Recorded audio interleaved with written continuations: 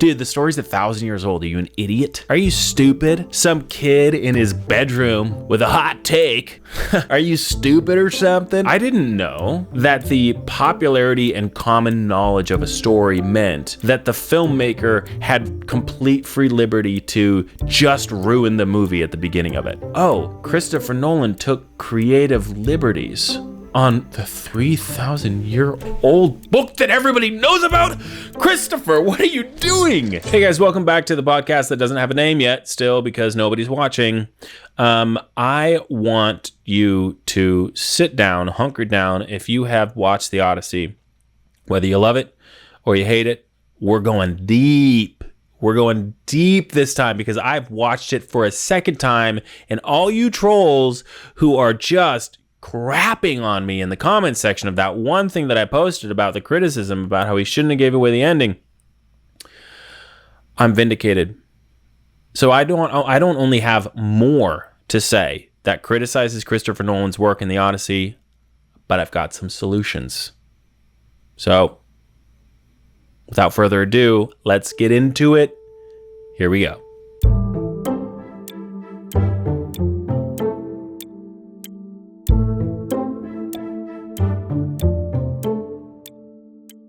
All right, welcome back. I just got back from the second viewing of the Odyssey, and I feel vindicated.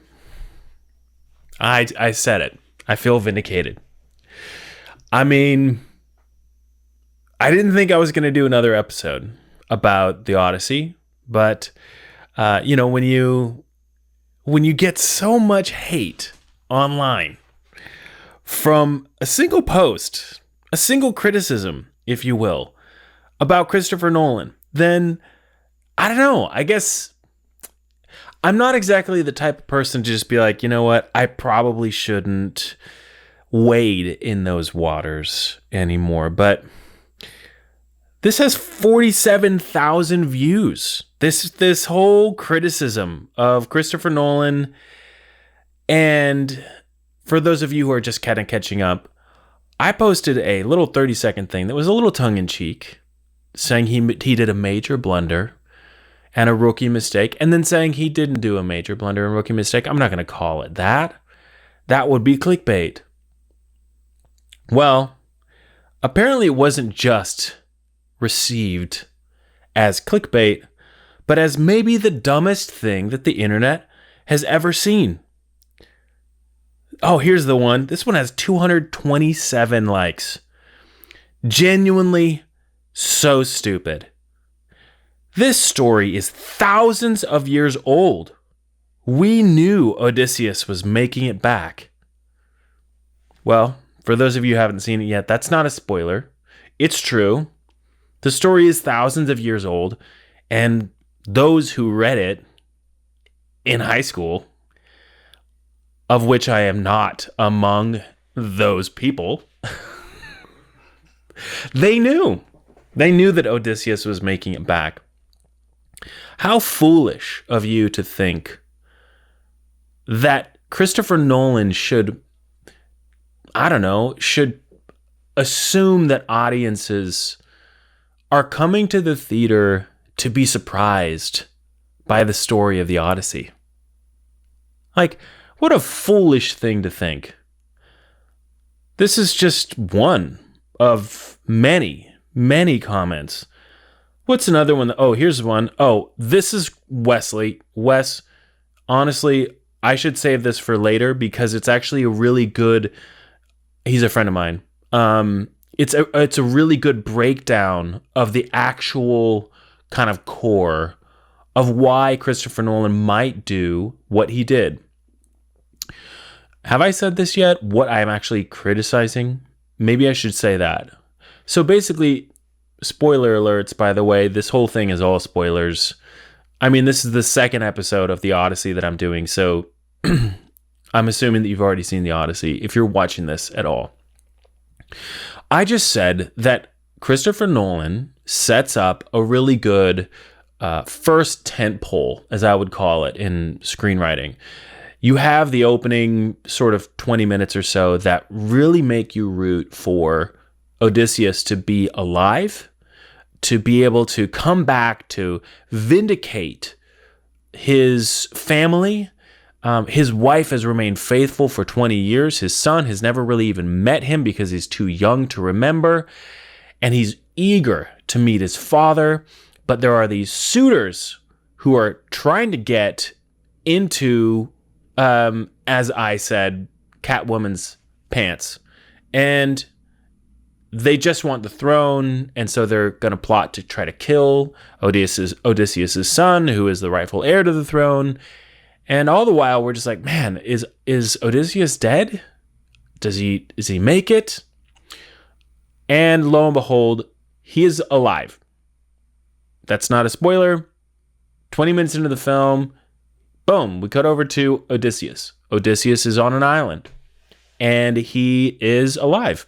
And he's kind of got a bad memory. And he takes this lotus flower in order to try to kind of soothe himself. He just likes it a lot. And he's hanging out with Charlize Theron.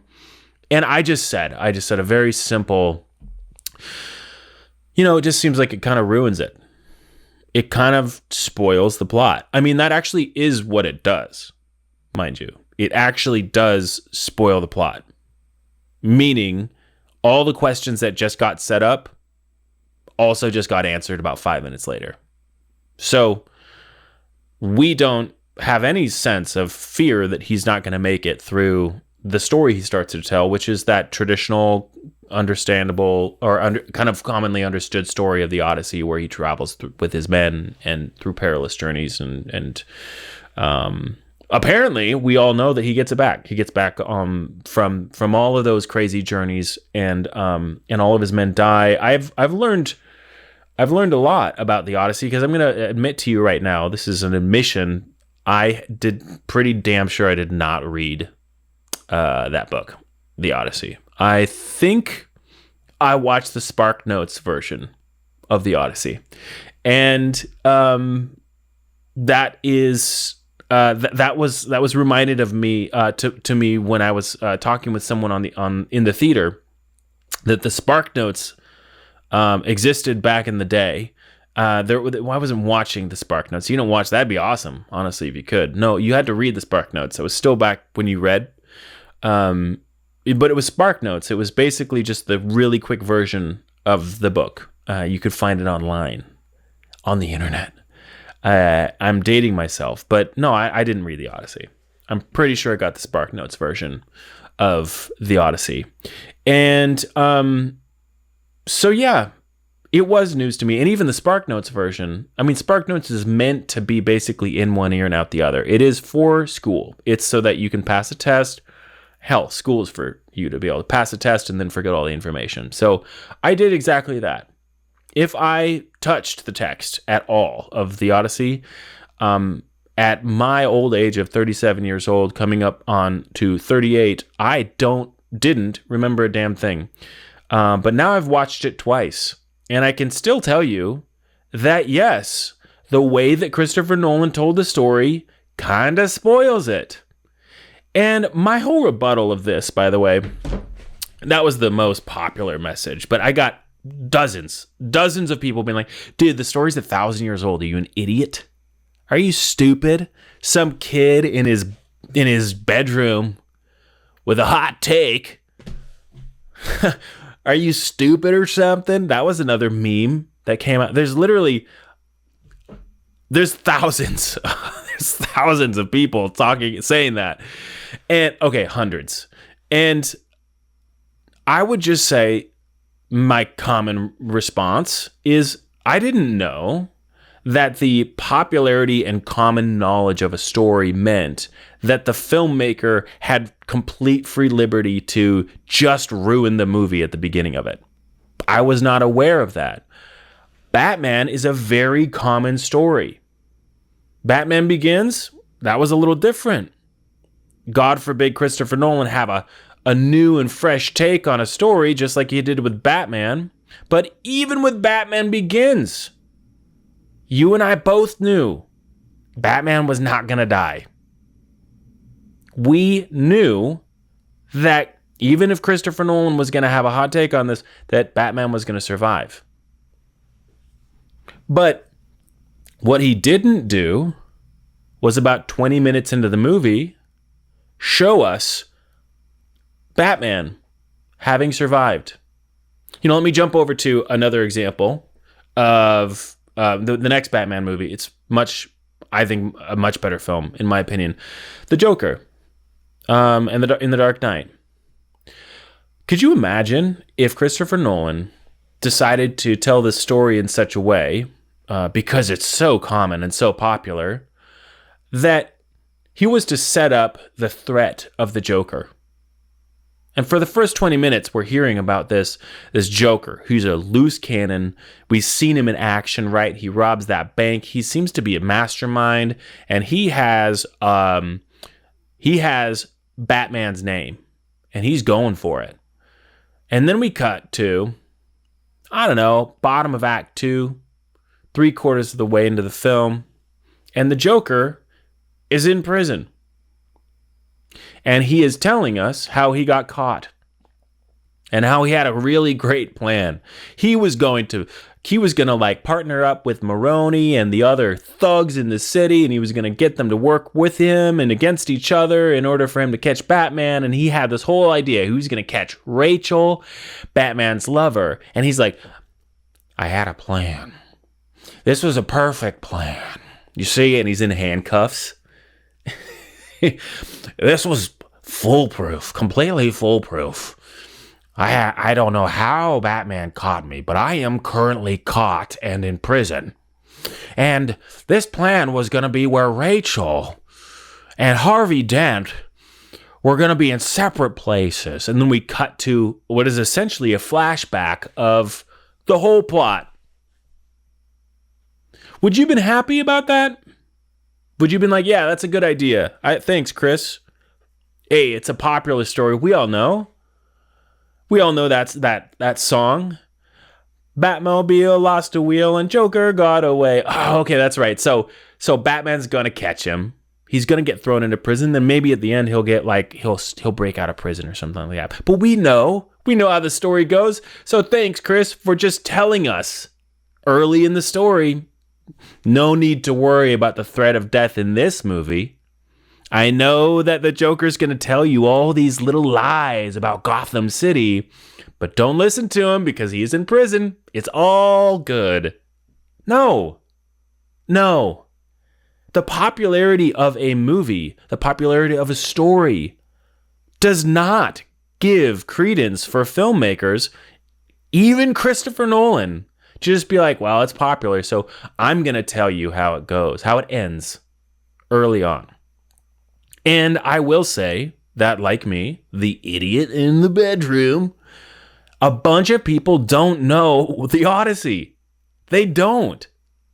And even beyond that, Spider-Man, Batman, Superman. I will guarantee you I'll put $100,000 on it, which is a lot to me, that the next reboot of the next superhero movie that comes out, I'm talking about especially the first one, Spider-Man gets bit and gets superpowers, I will guarantee you Spider-Man doesn't die. Okay? This isn't Avengers Endgame. I'm not talking about that where it's like, oh my gosh, half the world just got killed. What do we do about it? It's like, well, I'm sorry. There've been 40 of these movies. There better be a freaking surprise at some point. No, I'm talking about a reboot of any superhero movie. When you go into the theaters to watch that movie, are you thinking, man, I wonder if Batman's going to die in this new installment of this new iteration of Batman? No, he's not going to die. We know the story. It is ubiquitous. It is common knowledge. I mean, the story of Jesus Christ is a more common story than even the Odyssey. And I have yet to see a version of the gospel of the resurrection of Jesus where it's like Jesus having made it,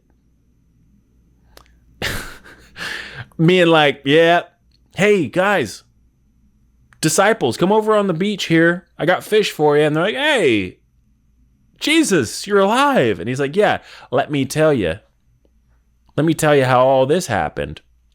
And then we go back and he's like, the Pharisees were going to kill me. And we're like, well, yeah, okay, we get how it ends. A simple principle of storytelling is that the audience wants to be held in suspense. You build the hope that something's going to happen and the dread that it won't. That's all you do. And those are the tent poles. So he built up this hope that Odysseus was alive and the dread that he wasn't. So then he cuts over to the answer.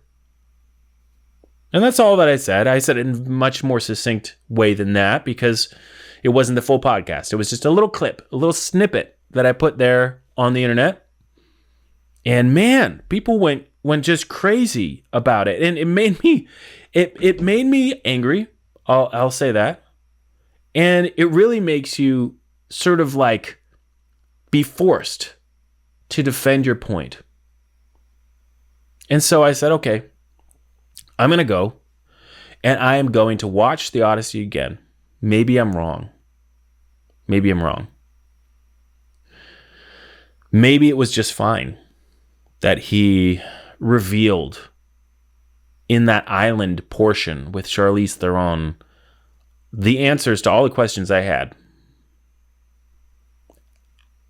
And I went and watched it. And nope. No, not only do I feel the same, I feel stronger. I feel so strongly about my opinion that the majority of the film, I was just really quickly busting out my phone and just writing little notes that were not only the problem with particularly that storyline of Matt Damon on the island, having survived all of the perils that we watch and telling us in past tense with Charlize Theron, but a solution. So I'm going to do my best here to actually solve the Odyssey. We're going to fix it. Who knows? This podcast is brand spanking new. This could be, we're going to fix all the great filmmakers' films. And we're going to keep pissing people off on the internet. They're going to be like, oh, no, you can't fix Nolan. He's unstoppable. He is untouchable. Well, have you know, as I was having conversations with people about this film, that Christopher Nolan wrote only the last few scripts that he's filmed and directed. And I think some others in the past, but he had a partnership with his brother for some of the favorite Nolan films. And more recently, he has written the stories himself. And you don't have to talk to me to hear that some of his latest films have fallen off a little bit. That they're beautiful. And they're complex. And they have some of the best superhero actors in the game. But there are all kinds of Reddit threads that will tell you. You don't have to take it from me, the idiot, the bumbling fool in his bedroom with a hot take, to tell you that Nolan could use a rewrite. And I mean, guys, come on. We're not allowed to criticize. I watched it twice. I spent 6 hours of time and $40. Maybe I got the AMC pass, so it wasn't that much. To go and see Christopher Nolan. So I'm allowed, and you are allowed, to stop and think about whether or not this is a good movie. I want to take D-Flow's advice. Daniel Florent tells me I should sit down at the credits and just absorb the film. Okay? So let's just pretend like these are the credits. Credits are rolling. Crappy music, by the way. I mean, come on, we all know that. Did you sit down for the credits? The credits of the Odyssey are almost unbearably bad. The music gets like the film. The actual meat and potatoes of the story was heavily criticized online for the music. Well, sit down and watch the credits and you'll crap your pants. It feels like you're in some sort of a drug-induced nightclub. So let's sit there and let's listen to the flutes along with the hip-hop jams of the Odyssey music and pontificate on the Odyssey. And see if we can't maybe identify some more problems or a core of a problem and then come up with some solutions. And by the way, when I was out in the lobby, I came across this teenage girl and her mom and dad, and she was crapping on the Odyssey as well, but for different reasons. It turns out that Zendaya's character, who is a goddess, Athena, in the story, was supposed to be secretly keeping an eye on Odysseus' son. And Titicus, I believe, I'm sorry if that's the wrong name. This is my second time really experiencing the story. Played by Robert Pattinson, is this character who's actually now kind of was tasked at a young age with keeping an eye on his son. And now he's a suitor. He's kind of a bad guy. He gets even worse and worse as the story goes on. He's like out to kill the son. Well, that guy was supposed to be Athena. Unless I'm mistaken. There is a character that was supposed to, according to the book, be keeping an eye out on Odysseus' son. And it was secretly Athena, which is why Tom Holland says, wow, you have Athena's eyes. You have Athena's eyes. You have Athena's. He says that multiple times. And I don't know if you remember this, but I remember, what is he talking about? Oh, Christopher Nolan took creative liberties on the 3,000-year-old book that everybody knows about. Christopher, what are you doing? Are you stupid? This is a 3,000-year-old book, man. Everyone knows how it goes. You're about to go and change up the story? How dare you? How dare you go in and take some creative liberties? You should have stayed faithful to the story, dude. Everybody knows the story. And anyone, of course, who would think that maybe he would make creative liberties or that you could change the story based off of contemporary audiences, well, that man is also a fool. No, she straight up was like, no, this is not how the story goes. Oh. In fact, there was a whole conversation about Athena not really making much sense at all. And it's kind of true. And guess what? It has something to do with that storyline with Charlize Theron and Matt Damon on the island. It's I don't want to get into solutions too quickly, but I will say this. There are some notes that I have as I was just watching the film. And I want to go through them and just talk about each problem as I was experiencing it. He says, I don't need to remember. I'm happy here. And Charlize Theron says, why do you then gather the bones of your ship, remember your crew, your journey? And this is, I think, a huge crux of that problem with that storyline. Charlize Theron is the one who is encouraging him to get back home, to remember. But she's also the one who's been keeping him there for 7 years. And I didn't really understand why she's suddenly switched. Why is she now like, man, I'm starting to feel bad for this guy. It's been 7 freaking years. I am now heavily guilty of a crime here. And if he were to ever find out the truth, then I would get, I mean, his guy's killed a lot of people. He might kill me. He might kill me. If I were to ever be found out that I, Charlize Theron, Calypso, kept him from his family, from his son, from his kingdom, for an additional 7 years of his arduous, painful journey, I could be killed.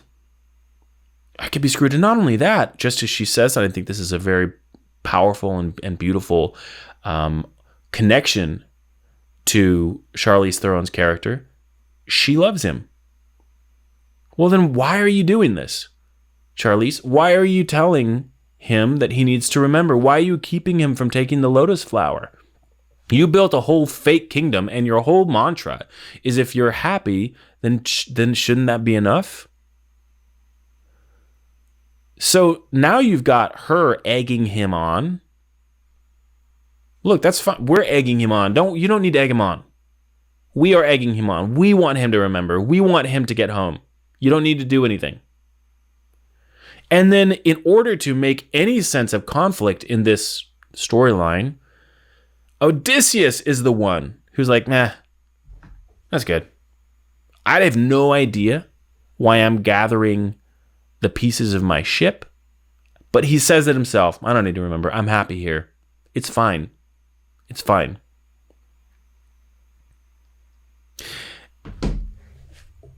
And now I'm going to get into what should have happened.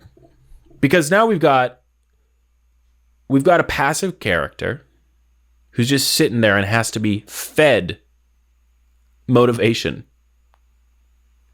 And he's sitting there going, his only question is, where's my crew? Where's my crew, and will you remember? Are the two most boring questions that Christopher Nolan posed in this story. I'm sorry, that Homer posed in the story, however much of it remained faithful, because now we know that Christopher Nolan botched the original anyway, so what are we even talking about anymore?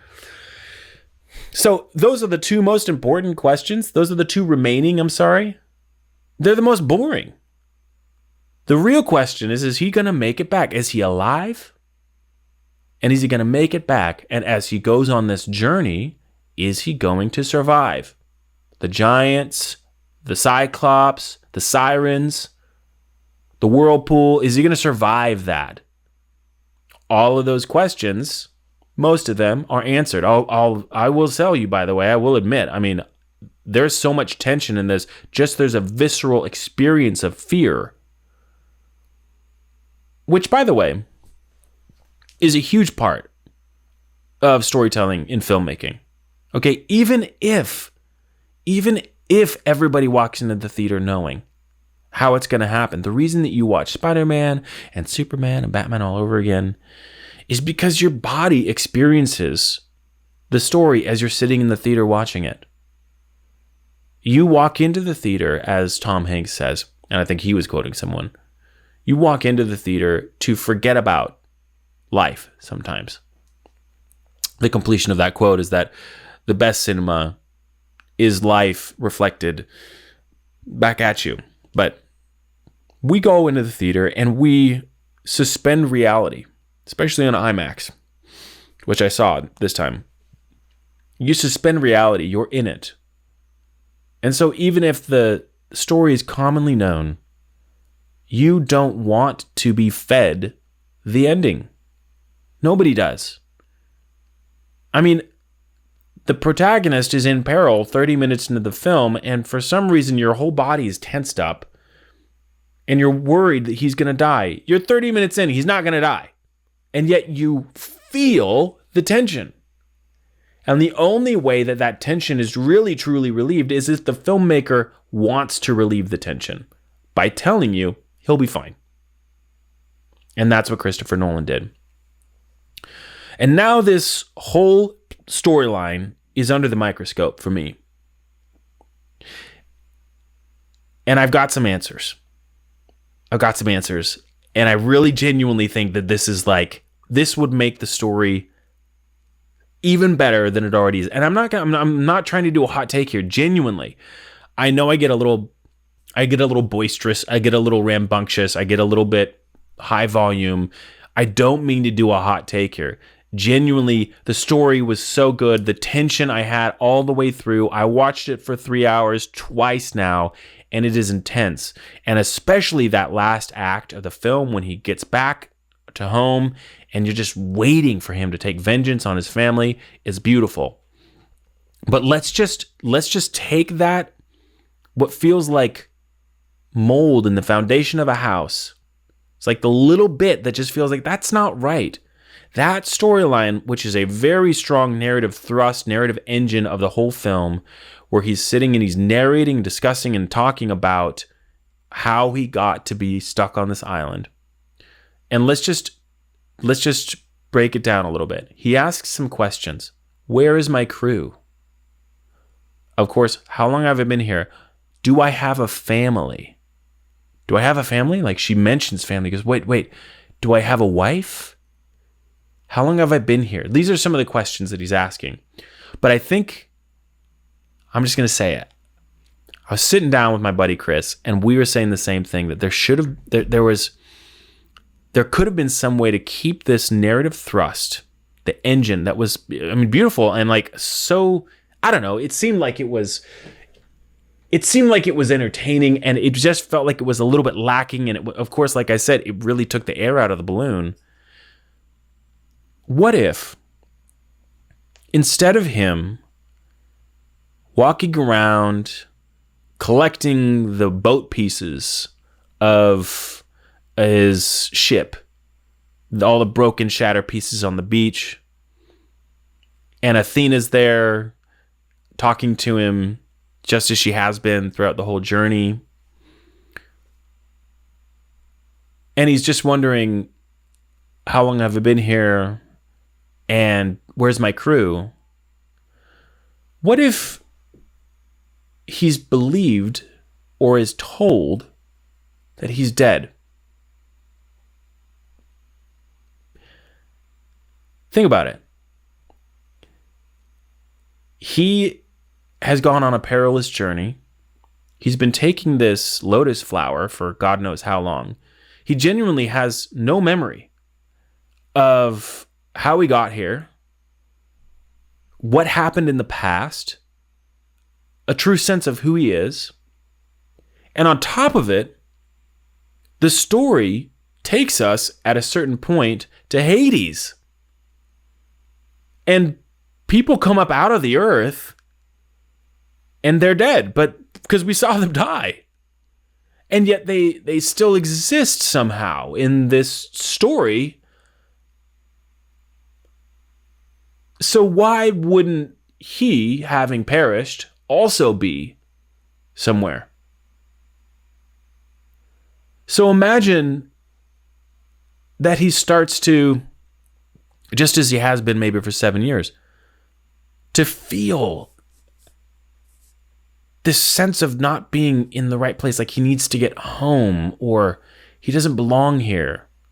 And Athena is there to comfort him, to egg him on, just as she is. She's the one who brings it up.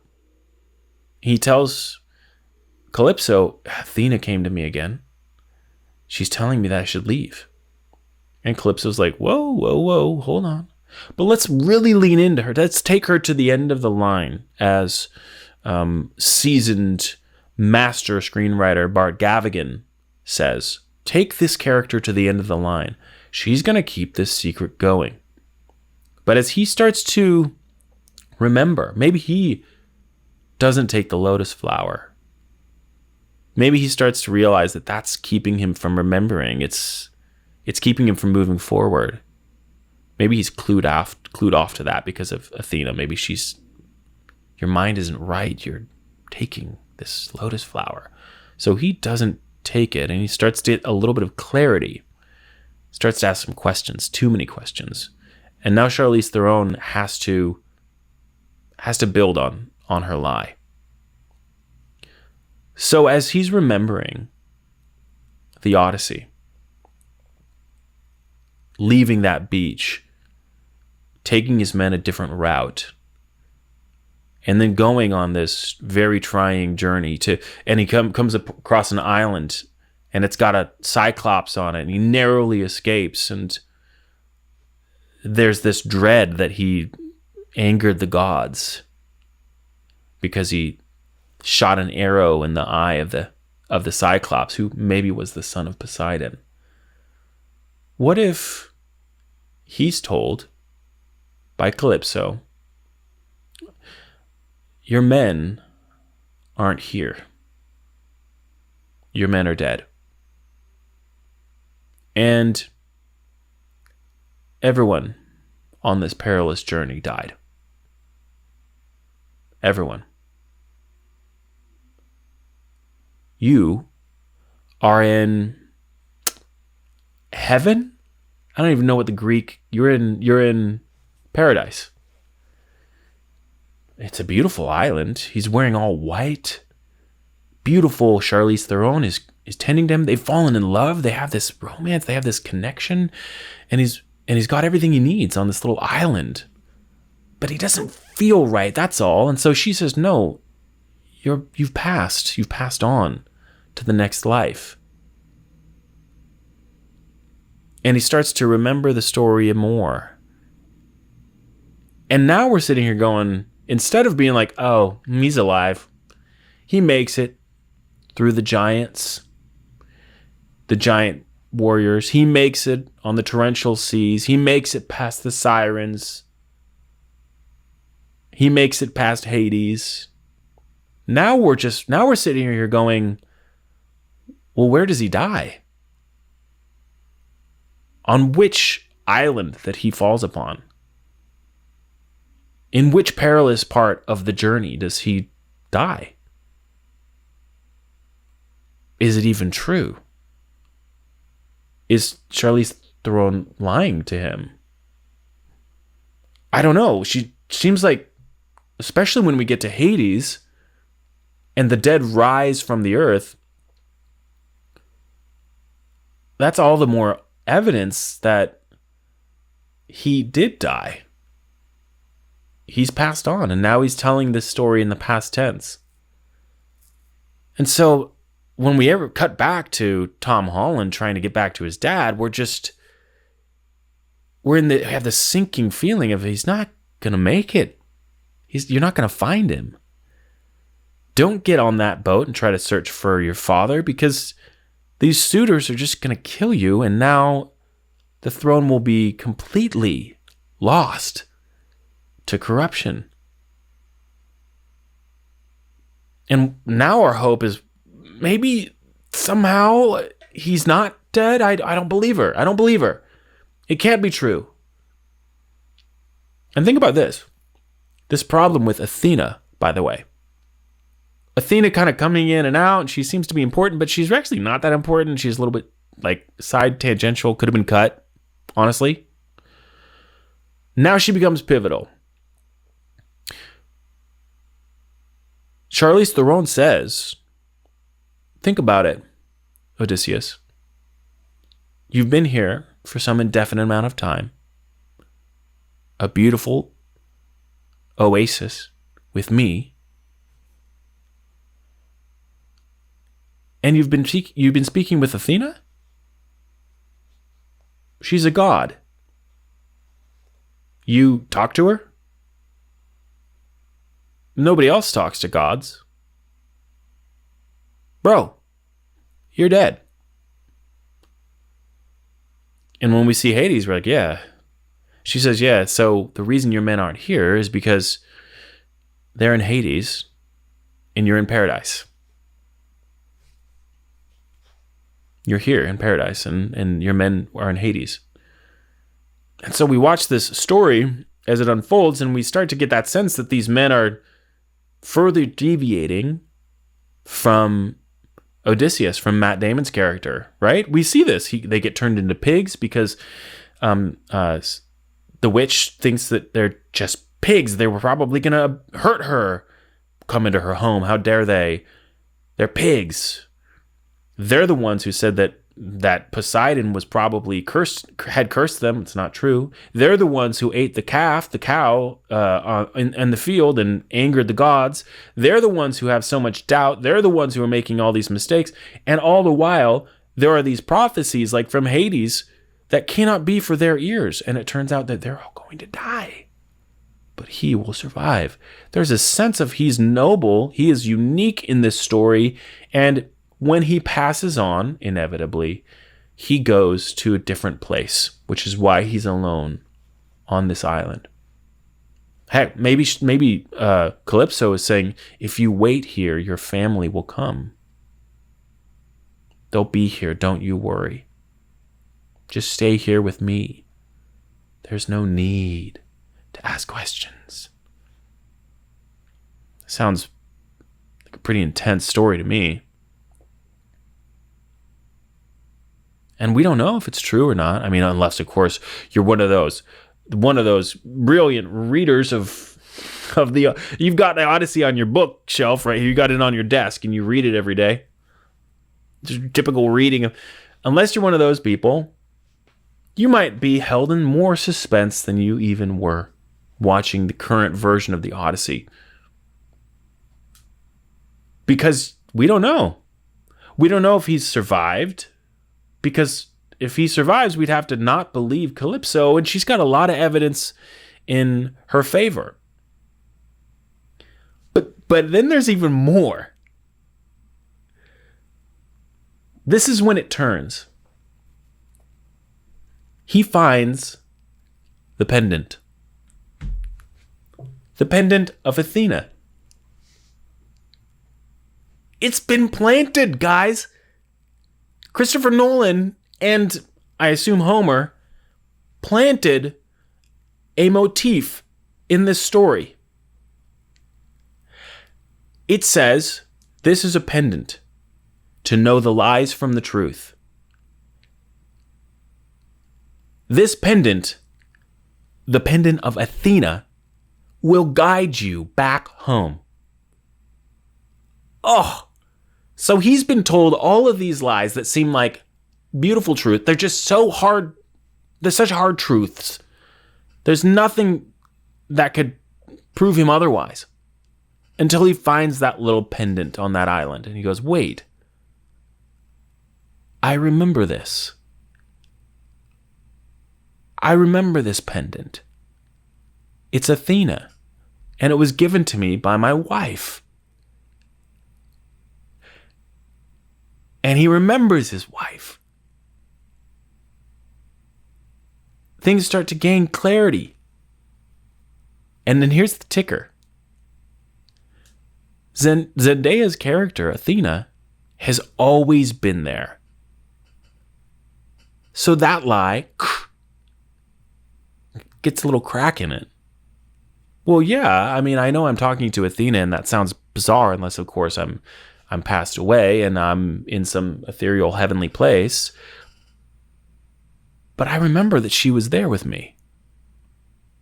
I remember that she was there with me when we were on the open seas. She was there with me when my men sacrificed or ate a cow.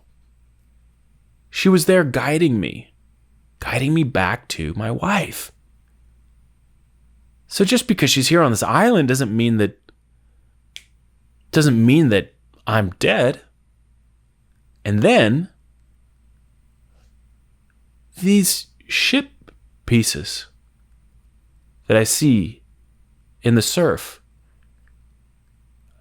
why am I so drawn to them? He's literally wandering around collecting these ship pieces. Maybe he turns it over, sees a piece of wood and it says something on it. Or does he even need that? Maybe he just realizes these are my ship. I didn't die. I was stranded on this island. And then I started taking this flower drug, and I'm getting more and more clarity as I refuse to take the flower drug, and I'm demanding answers from Charlize Theron, and she finally says it. She has to say it because he's a strong guy, and he's probably got her by the collar or whatever her little tunic was. Got her by the tunic. I need the answers. This was my wife's. Why is this so important to me? And she has to say it. Yes, finally. Remember that scene where she's like admitting to him all of the things? And honestly, in this context, in the light of this potential story that we're building out right now, you're sitting there going, actually, why are you telling him this? I mean, he gets pretty angry, and if he was a soldier and the sort of broken, hardened man that he actually was, he probably would have grabbed her and been like, "You've kept me for 7 years." He could kill her right there. He could break her neck. So why would she do it unless she was pushed to it? Doesn't make any sense. Charlize Theron's character doesn't make any sense. But now, she needs to say the truth. In this version of the story, she needs to say what it is. He's figured it all out. And there's... I thought there was something there, though. There's nothing there. He's figured it all out. I've been staring into a lens for too long. And he's got her by the lapels. And so she finally admits these things. She doesn't voluntarily give them. She's not like, I started to feel bad. It was a long time. Started to kind of feel bad. So I stopped. I told you to stop taking those flowers. She's not the one egging him on. I need you to remember the journey. And he's sitting there being like, nah, I'm good. I'm good, bro. What do you mean you're good? We're watching your family fall apart. Your son's life is at risk. And you're sitting there being like, nah, I've decided. I'm happy here. Even though you literally said earlier on, if my happiness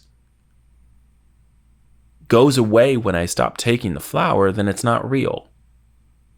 What caused you to change? I don't get it, man.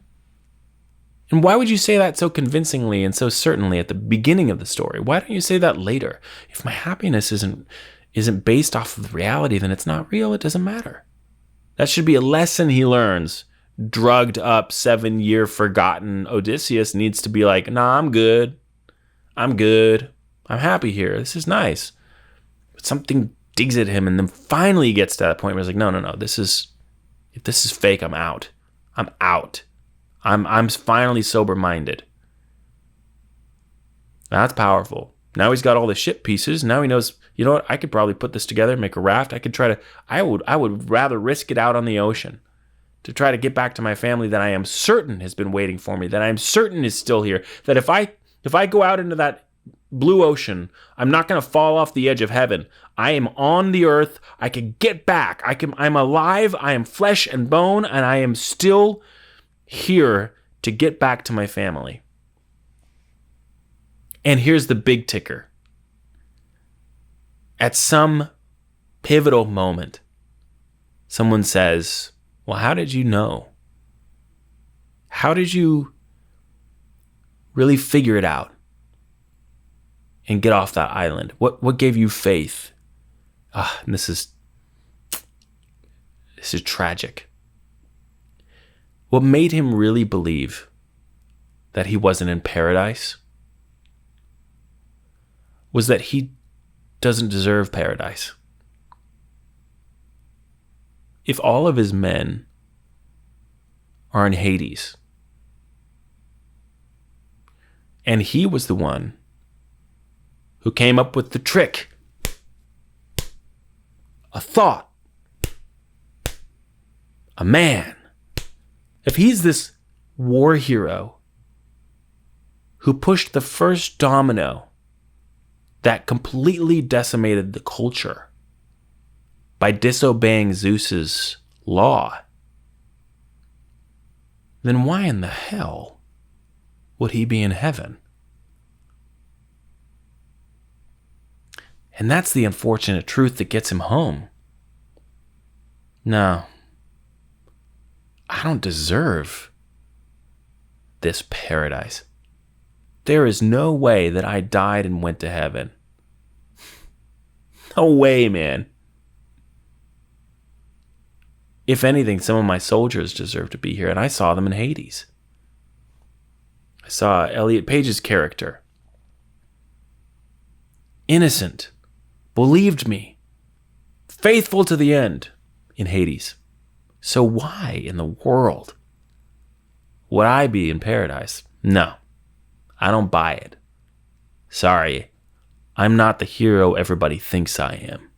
And isn't that the point of the whole movie? Is that he is a hero, a war hero to all of these people. And yet, as he says in the end, he was the one who pushed the first domino that broke Zeus's law and was the beginning of the end. They literally ride off into the sunset, and he says, we're screwed. And his wife's like, don't worry. Society will rebuild. The world will be redeemed somehow. Maybe. I'm sorry, that's a better story. That's a better story. Isn't it? It doesn't take any structural change whatsoever. It just takes another draft. Just a tweak. You got to give Calypso real motivation here. She doesn't want him to get off the island. I don't know what she was doing before him, but now she's built a life around him. 7 years together. She loves him clearly, but not enough to let him heal and let him remember things, let him get off the island, go back to his family. No, she needs him here. She covets him. Take her to the end of the line. And him, he's got this burn in his mind, in his heart that says, no, there's more to this. I've got to get out. But he's forgotten because he's been taking this drug. And he wanted it for a long time. He couldn't bear to handle the truth. But now, for some reason, with Athena's help, he has that support. He has that ability, that belief in himself to say, you know what? There's something more here. It's not even a belief in himself. It's just a willingness to know the truth and to remember the truth.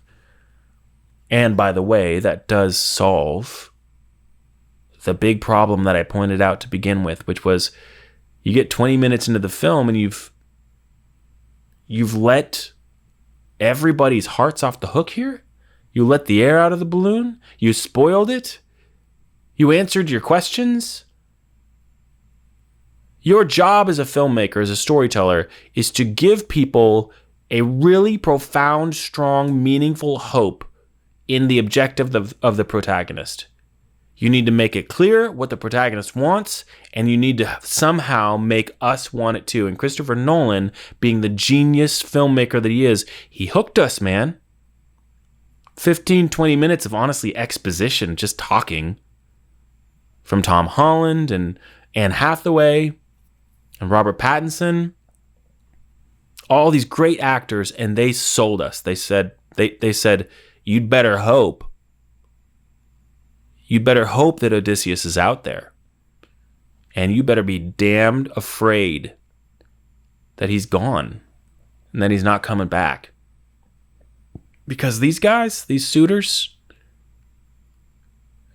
they're going to take this faithful woman by force. They're going to kill her son and take the throne. He did that. Okay, so all you Nolan fans out there, yeah, he did that. Homer kind of did that, but he did that. And it was brilliant. Big tent pole. I'm ready for it.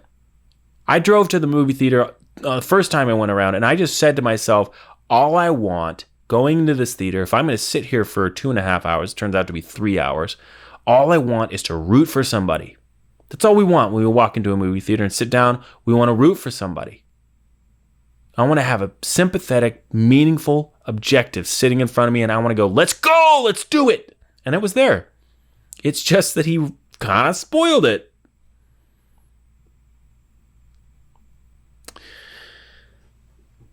And he took creative liberties that kind of ruined the story a little bit too. I didn't know that. I didn't know that he did that. But this 18-year-old girl that was, really going on about it after the movies, she'd have a bit to say about his unfaithfulness to the story. I'm not the one to ask about that. All I know as a lay viewer is didn't fully do it for me. I mean, come on. Be honest with yourself. The story that I just laid out, just that one, we just take that chunk, that storyline that he loves to weave, into other storylines. Just take that out, replace it with all the stuff that we just talked about. He has this deep yearning passion to get off the island. He doesn't know if that's even a real thing. He starts to remember, but then she says, no, you're in paradise, you're dead. And we're like, oh shoot, he's dead. So now we're just wondering when is he going to die on this perilous journey?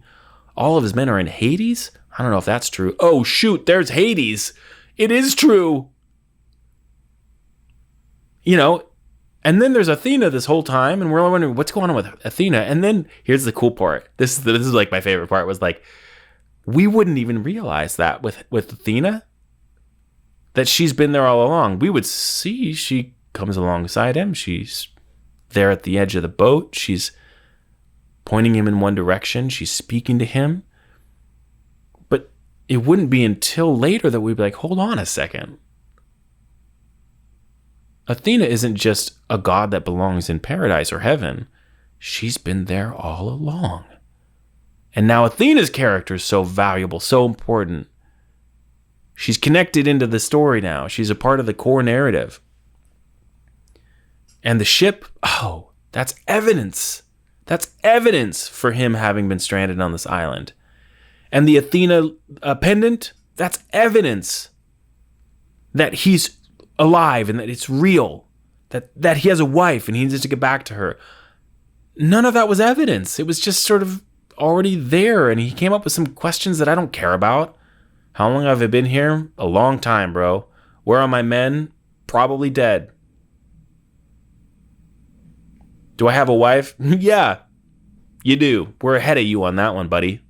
Like, we don't care about any of those questions. It's just stuff that Christopher Nolan threw in there to make us, I don't know, like, I have sympathy for the guy, but I'm way ahead of you, bro. I'm waiting for you to catch up. I know how long you've been there. They told me.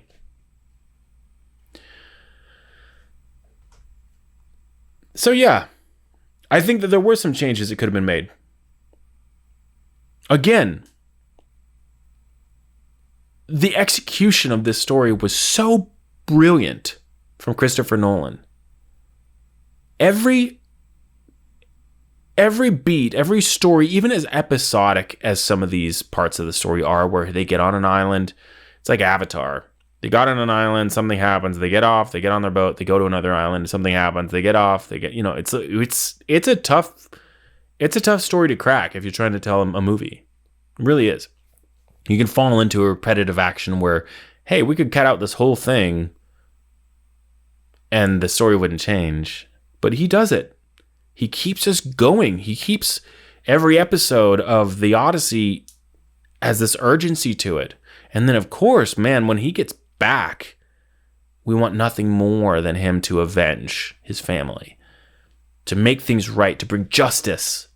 He did all of that. It's beautiful. It's so stunning in IMAX. My goodness. But that storyline just needed those adjustments, and it would have been chef's kiss. It'd have been brilliant. It was brilliant. He's a great filmmaker. But you can see, I mean, come on. I don't mean to belabor the point, but it feels like it could have that would have been some major improvements. So that's my rant. That's my ramble. And in the meantime, before we say goodbye, I have no idea how long we've been going here, but I'm going to go to some of the comments here, and I'm just gonna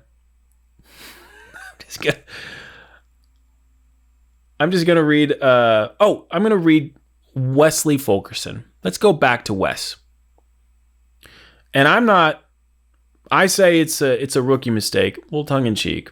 And he says it was a masterful move, not a rookie mistake. When the story is well known to the audience beforehand, the storyteller's craft by necessity changes. Otherwise, all hope and expectation is contrived. That's why this retelling is not a story of love and adventure, but a vehicle to meditate upon the pervasive theme of Zeus's law and how society crumbles when the elites throw away social norms in their quest for power. That's why the movie was so brilliant, because he single-handedly changed the way we think about the Odyssey forever, while being true to the material without asking the audience to pretend that they don't know he's going to make it back. Wes, well said. An apt argument. I disagree. And for all of you trolls, maybe myself included, who are just really spewing the hate. I didn't do that. Bro, non-linear is the only way when story is 3,000 years old. Everyone knows the ending, so writers' only way to keep the interest is this. I can't believe that has so many likes on it. Guys, you're missing the point entirely. Let's go to the ones that are, WTF, he survives in the book. We all knew he would survive. Do you want accuracy or not? Did you hear what I said? It's not even the point. And then this one has 301. 301 likes. It's just, is it low IQ? or is it just rage bait? Shout out to this guy. I'm not going to say his name. You saw it. Maybe it's low IQ. Maybe I'm an idiot. Maybe it was bait. I don't know. But I think I made a pretty good case here. My opinion. You tell me. I genuinely want to know. Apparently I'm stuck on the Odyssey right now. What did you think of it? Now that we are allowed and we have the freedom in this space to criticize without crapping on the people who criticize, this is a safe space for that. What do you think? Was the Odyssey everything that the critics said it was, and the fans of Christopher Nolan are adamant about in the comments section? Were there some issues that you took with it? And then here's the big one. I really want to encourage you to try this. Because if you're here, you're a filmmaker, you're a storyteller at the least. What would you do differently? What would you do differently? I think that's the best thing to do when observing works, you know? You can experience it. You can say, I loved it, didn't love it. And to Wesley's point, what you would do differently is not necessarily the right thing. I'm not saying I'm making the right choices here. A lot of art is subjective. Christopher Nolan had a different point. He wanted to emphasize Zeus's law, do unto others as you would have done to you, and how perhaps this story was the beginning of the end for society because he broke Zeus's law by putting the Trojan horse inside of the gates of Troy. That's an interesting take. But the reason that I differ from what Wes likes is because he has different tastes. And when you can criticize something and you can say, this is what I would do, without a bunch of trolls coming at you, I can take it. I'm fine with it. But you should feel free. I hope you can find a space. In fact, this is a space where you are free to make the criticisms. Why? Because that's where you start to discover what you love and what you're all about.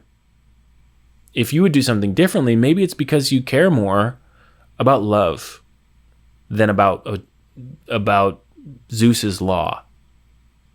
I say one criticism too that I have that's not really connected to that whole essay that I just kind of spat out of my mouth is that love moment at the end where Anne Hathaway's character is finally in the arms of her lover, of her husband, one that she's been waiting for 20 years.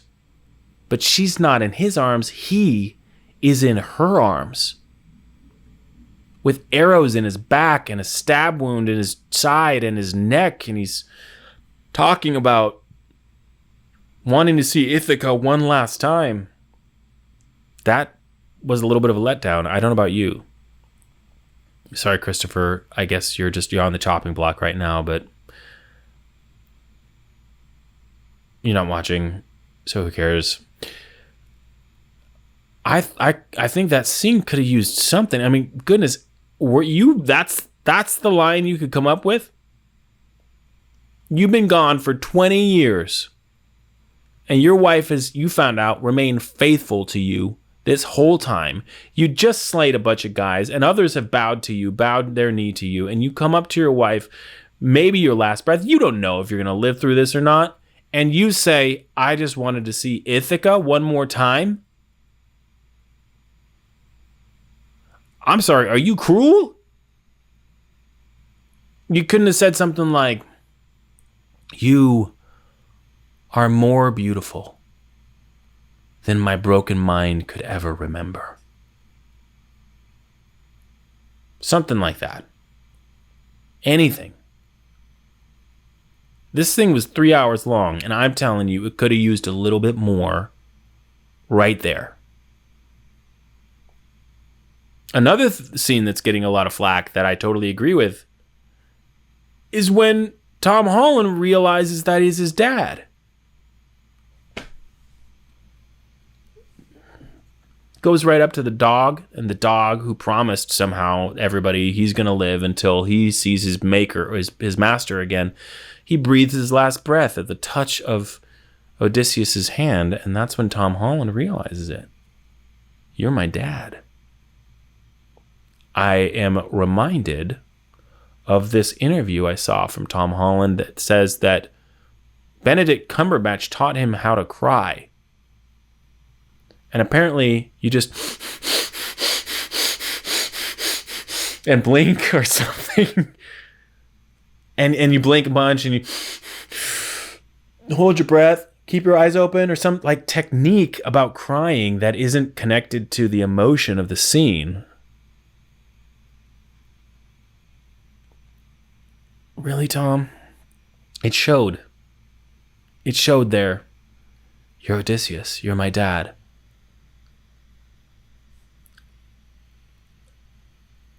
Action. You're Odysseus. You're my dad. Okay, I gotta lay up on Tom. Again, you're not watching, but I just felt that moment was weak. Honestly, I think that he probably had a performance in him that could have been more, but the script was kind of lacking there. I think that it just seemed like there was more to be said. For example, why did Tom Holland walk away from his dad when his dad should have walked away from him? In that scene, I'm not saying walk away like in any proverbial sense. I'm saying in that scene, Tom Holland goes, whoa, you're Odysseus. You're my father. And they're outside of the door, and there's a mission to take place, right? And Odysseus is on a mission. He's going to take vengeance on this place, but he got to keep it quiet. He can't let anybody know about what's going on. And Tom Holland is like, oh my God. I could picture a scene. Tears coming down his eyes, and he's got to hide it, but he can't. This is his father. I want to give you a hug right now. I want to talk to you. Screw what's going on here. I want to know you. I want you to tell me what you think of me. You're my dad, and I've never, ever had a conversation with you. But you're the man that I thought you were. You're here. I wanted that. And I wanted his dad to say, keep it calm, buddy. Keep it cool. Yes, I love you. You are the beloved, beautiful son, just as he says.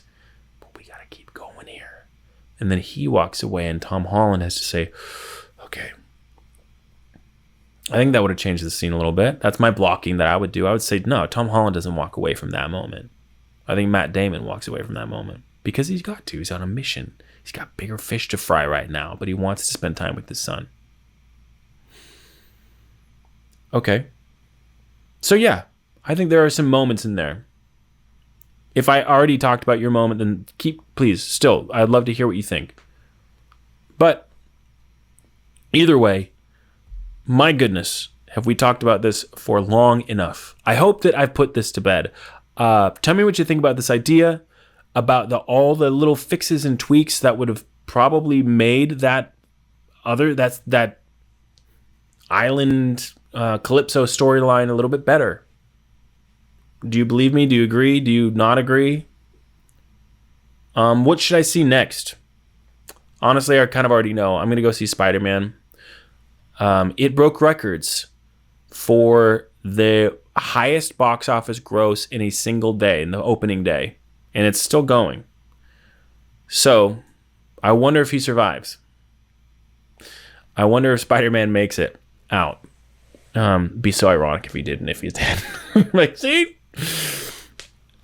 More proof of the point, right? You can always have creative... what's his name? Tarantino. Tarantino has become renowned for this. I'm totally beating a dead horse here.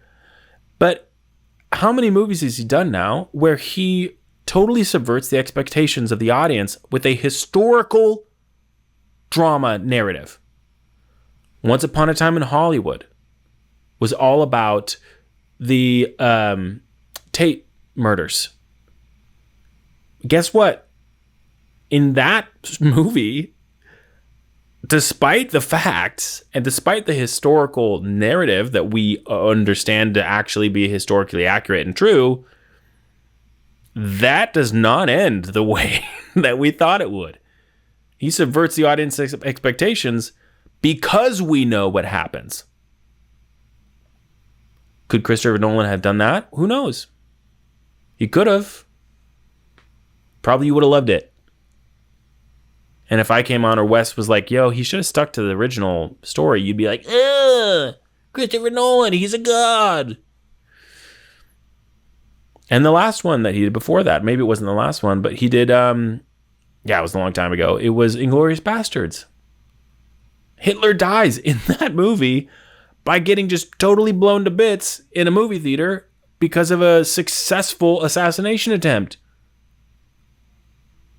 That is not historically accurate. We know how he dies. Does he? Ooh, did he? I don't know. Did he go to Argentina? I'm not sure. Anyway, that's a whole thing. But we know the prevailing narrative. We all know. It's not 3,000 years old, but that's not the point anyway. Your point is it's all about cultural knowledge. Everybody knows the story. Well, it turns out filmmakers can have creative license. Christopher Nolan had every right to make a change in Athena's narrative and storyline. He had every right to do what he wanted to do, stay faithful, emphasize this, change that. And anybody who hasn't read the Odyssey, that's totally just fine. And you should have walked in and expected for Christopher Nolan to do what he does, which is tell a really good story. And you're also free to criticize it. So we're going to go ahead and watch Spider-Man. I'm going to criticize Spider-Man. I probably won't love it because I don't love superhero movies.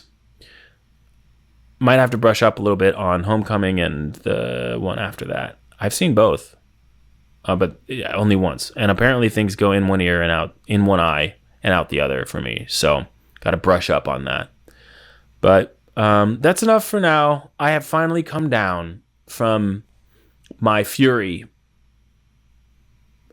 It wasn't fear. It was actually delight, vindication at the experience I just had in theaters.